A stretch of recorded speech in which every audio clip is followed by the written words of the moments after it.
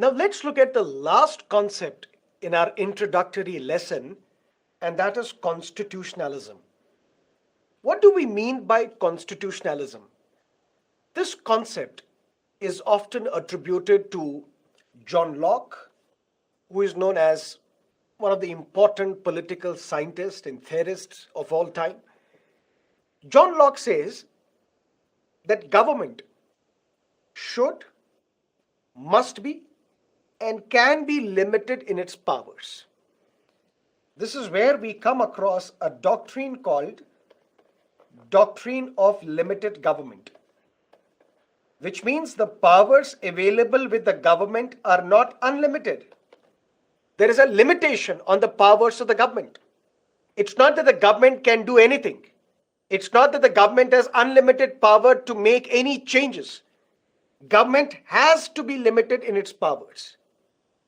And whether this government is legitimate or not will be decided by the fact whether they are observing these limitations or not. Long story short, here is a government.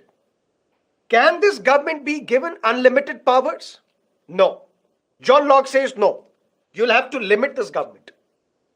The government can and should be limited in its powers. There are some things that you cannot allow this government to do.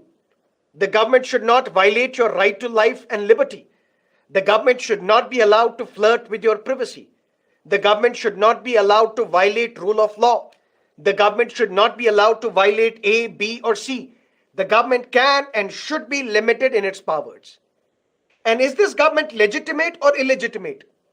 Will be based on the fact whether this government is accepting these limitations or not. If this government is blatantly misusing its powers, what do we call such a government? Illegitimate government.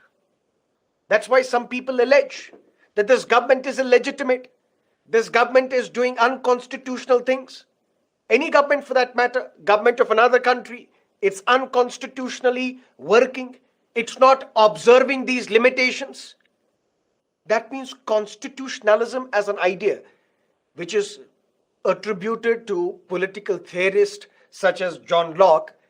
According to this concept, the governments can and ought to be limited in its powers. And its credibility, its legitimacy depends upon whether it is observing these limitations or not. In India, there are various tools on the basis of which we implement constitutionalism. We practice constitutionalism. We practice what is known as the doctrine of limited government. What are the ways in which we implement constitutionalism in India? Number one, separation of powers. We have a government. Can this government make laws? No. Can this government punish people for committing crimes? No. For punishing people who commit crimes, that's the job of the judiciary. For making laws, that's the job of the legislature. So separation of powers is one way of ensuring that we follow constitutionalism. Otherwise, the government can call anybody anti-national and punish those individuals. The government can start making its own laws. Separation of powers is one way of ensuring constitutionalism. Another way is responsible and accountable government. If you like a government, if you like the working of a government, every 5 years there are elections and you can vote this government back to power. If not, there is another way of keeping a check on the government by the people. Every 5 years, if a government is not fulfilling its constitutional obligation, if it is violating constitution, if it is flouting the constitution, if it is creating unnecessary hurdles for the people, if this government is doing something which is not allowed by the constitution, then this government can be voted out of power by the people. The one way of ensuring constitutionalism is through separation of powers. The other is through responsible and accountable government. The government is accountable to the public. If this government is performing actions which are unconstitutional, which are unethical, this government will be voted out of power. That means people will keep a check on the powers of the government. Third, popular sovereignty. Sovereignty lies with the people. This is where our constitution starts as well. The first initial phrase mentioned in the preamble, we the people of India. That means the source of authority of the constitution, the authority from which the constitution derives its power, are the people of this country. Popular sovereignty lies with the public. Public keeps a check on the government. That's what some people say. That's what there was a popular song as well. ये जो public है ये सब जानती है. Popular sovereignty lies with the public. Fourth important way of ensuring constitutionalism is rule of law. This is something that we will discuss in great detail in fundamental rights, more specifically when we will discuss Article 14. But what is rule of law? Nobody shall be punished in body or goods except for a breach of law.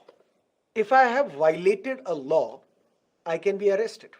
I can be sent to jail. I can be hanged as well. If I've committed any crime, if I've committed corruption, my property can be confiscated. But if I'm a law-abiding citizen, I have not committed any crime, can I be arrested? No, I should not be. If I'm arrested without committing any crime, then rule of law is violated.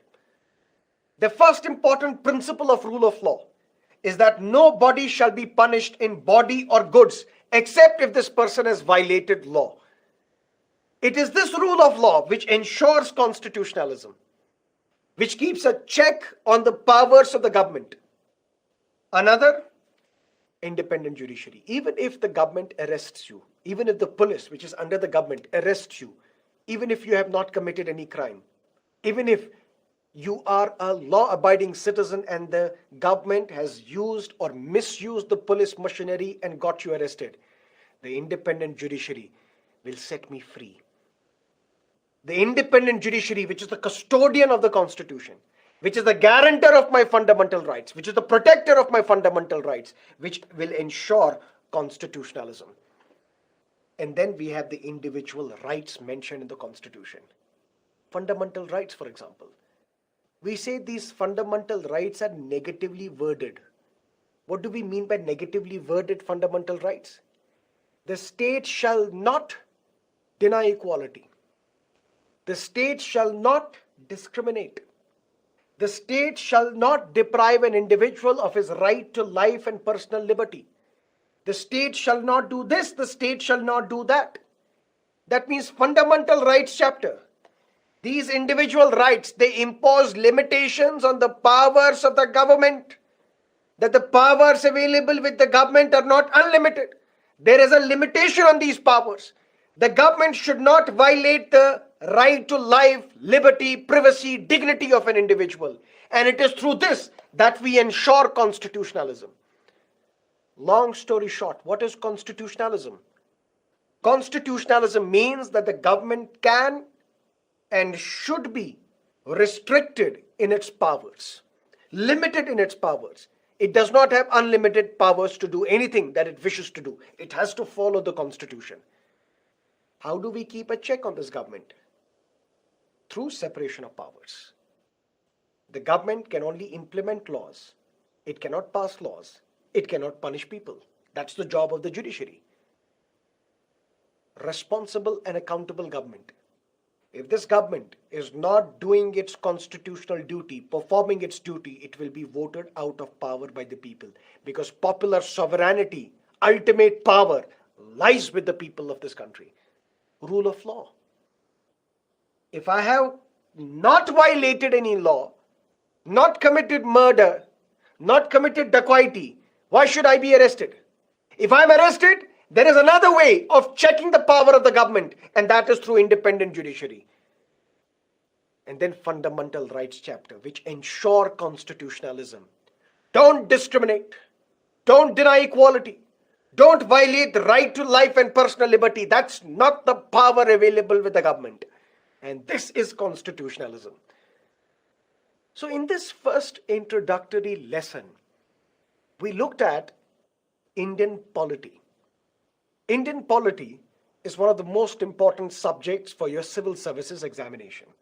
Why? Because it is relevant for prelims, mains, in mains relevant for GS2 as well as essay, and in personality test as well.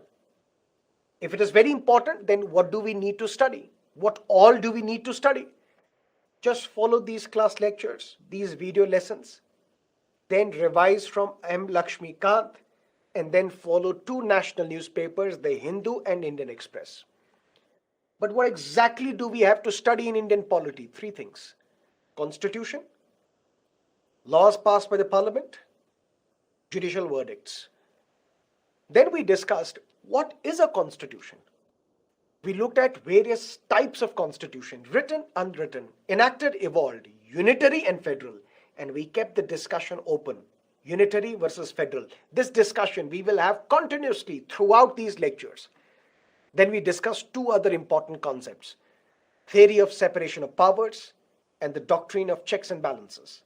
And lastly, we discussed constitutionalism. So stay with me on this fascinating journey on Indian polity. Next, we will discuss various types of majorities. As I told you, simple, absolute, effective, special majority. Then we will jump to preamble. And then we will go by part. Part 1, union and its territory. Part 2, citizenship. Part 3, fundamental rights. Part 4, directive principles of state policy. Part 4, capital A, fundamental duties. So on and so forth. So stay with me.